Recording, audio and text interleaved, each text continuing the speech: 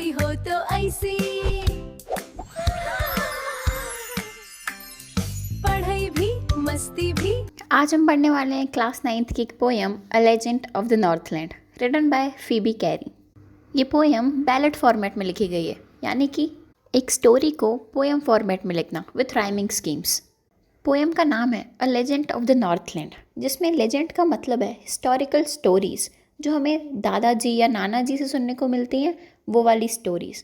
और नॉर्थलैंड का मतलब है नॉर्थ पोल के आसपास का एरिया। तो चलो अब पोएम स्टार्ट करते हैं। Away, away in the Northland, where the hours of the day are few, and the nights are so long in winter that they cannot sleep them through. North Pole के आसपास जितने भी areas हैं वहाँ winters में दिन बहुत छोटे होते हैं और रातें बहुत ज़्यादा लंबी होती हैं। रातें इतनी लंबी होती हैं कि लोगों की नींद पूरी हो जाती है, लेकिन फिर भी रात ख़त्म नहीं होती है। When they harness the swift reindeer to the sledges when it snows, and the children look like bears' cubs in their funny furry clothes. वहाँ के लोग स्नो में ट्रैवल करने के लिए स्लेजेस का यूज़ करते हैं। स्लेजेस यानी कि रेनडियर से बंधी हुई गाड़ी, जैसे कि हम लोग यहाँ घोड़ा गाड़ी का यूज़ करते हैं, वैसे ही बर्फीले इलाकों में रेनडियर से बंधी हुई गाड़ी का यूज़ होता है और वहाँ के लोग वही यूज़ करते हैं ट्रैवल करने के लिए। और पोएट कहते हैं कि वहाँ के जो बच्चे हैं वो भालू के बच्चों जैसे दिखते हैं, क्योंकि वो वहाँ पे फरी और फनी क्लोथ्स पहनते हैं।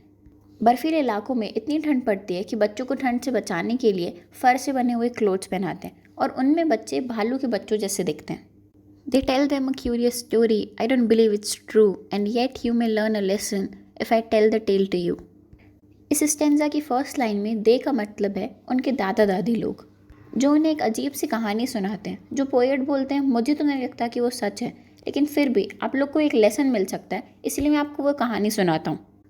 Once, when the Saint Peter lived in the world below and walked about it preaching, just as he did, you know. ये उस टाइम की बात है जब सेंट पीटर इस धरती पर रहते थे। वो एक जगह से दूसरी जगह ट्रैवल करते थे और लोगों को प्रीच करते थे। प्रीचिंग यानी कि मॉरल और रिलीजियस एडवाइसेस देना। जैसा कि आप लोग को पता है, जो साधु संत लोग होते हैं वो जगह जगह घूमकर लोगों को इस संसार का ज्ञान देते हैं, बिल्कुल वैसे ही। He came to the door of a cottage in traveling round the earth, where a little woman was making cakes and baking them on the hearth. एक दिन घूमते घूमते सेंट पीटर एक कॉटेज के दरवाजे पे आ पहुँचे, जहाँ पर एक लिटिल वुमेन केक्स बना रही थी। हर्ट का मतलब होता है वो जगह जहाँ पर हम चूल्हा या गैस रखते हैं। And being faint with fasting for the days was almost done, he asked her from her store of cakes to give him a single one. Saint Peter travel करते करते और फास्टिंग करते करते बहुत ज़्यादा थक चुके थे और उनको बहुत ज़्यादा भूख भी लगी थी, इसलिए उन्होंने उस लेडी से रिक्वेस्ट की कि आप अपनी केक शॉप में से मुझे प्लीज़ एक केक दे दो। So she made a very little cake, but as it baking lay she looked at it and thought it seemed too large to give away. Saint Peter की request accept करके उन्होंने उनके लिए एक छोटा सा केक बनाया, लेकिन जैसे ही वो केक बेक होकर रेडी हो गया, उन्होंने सोचा कि ये बहुत ज़्यादा बड़ा है किसी को दान में देने के लिए। Therefore she needed another, and still a smaller one, but it looked, when she turned it over, as large as the first one had done. क्योंकि उस लेडी को पहला वाला केक दान में देने के लिए बहुत ज़्यादा बड़ा लग रहा था, इसलिए उन्होंने दूसरा केक बनाया उससे छोटा। लेकिन जैसे वो बेक होके रेडी हुआ, इनको लगा कि ये तो पहले वाले जैसे ही बड़ा है, मुझे इससे और छोटा बनाना चाहिए। Then she took a tiny scrap of dough and rolled it flat and baked it thin as a wafer, and she couldn't part with that. इस बार उसने आटे का एकदम छोटा हिस्सा लिया और उसको एकदम पतला बेल दिया, जैसे एक वेफर होता है, लेकिन बेक होने के बाद उससे वो वेफर जितना पतला केक भी उस सेंट को नहीं दिया गया। ये डिस्क्राइब करता है कि वो वुमेन कितनी ज़्यादा सेल्फिश थी। मतलब उसने इतनी बार केक बनाया, लेकिन फिर भी एक छोटा सा केक का हिस्सा भी उसको सेंट को नहीं दिया गया। मतलब यार इतनी कितनी कंजूसी। इतनी कंजूस तो बुआ या चाचा भी नहीं होते हैं, इतना कंजूस कौन हो सकता है। For she said, my cakes that seem too small when I eat of them myself are yet too large to give away, so she put them on the shelf. अब वो वुमेन सोचती है कि वही केक जब वो मुझे खाने होते हैं तब वो मुझे इतने छोटे लगते हैं, पर अब क्योंकि वो मुझे किसी और को देने हैं तो वो इतना बड़े क्यों लग रहे हैं। सीधी सी बात है यार, जब तुम्हारा किसी को कुछ देने का दिल नहीं होना तो आपको ऐसा लगता है कि आप कुछ बहुत बड़ा काम कर रहे हो किसी के लिए, जबकि ऐसा कुछ नहीं होता है। मतलब इतनी ग्रीडीनेस भी सही नहीं है यार। ये सोचने के बाद विमेन अपने सारे बनाए हुए केक्स शेल्फ पर रख देती है। Then good saint Peter grew angry, for he was hungry and faint, and surely such a women was enough to provoke a saint. उस लेडी की इतनी सेल्फिशनेस और ग्रीडीनेस देखने के बाद सेंट पीटर को बहुत गुस्सा आ जाता है और वो ऑलरेडी बहुत ज़्यादा हंग्री और वीक फील कर रहे थे, लेकिन ये देखने के बाद भी उस विमेन के ड्रामे ख़त्म ही नहीं हो रहे थे। And he said, you are far too selfish to dwell in a human form, to have both food and shelter and fire to keep you warm. Now you shall build as the birds do, and shall get your scanty food by boring and boring and boring all day in the hard dry wood. Saint Peter उस औरत को बोलते हैं कि तुम हद से ज़्यादा सेल्फिश हो, तुम एक ह्यूमन लाइफ डिज़र्व ही नहीं करती हो। ये खाना, सर पे छत और इतनी ठंड में तुम्हें गर्म रखने के लिए ये जो आग है, तुम इनमें से कुछ भी डिज़र्व ही नहीं करती हो।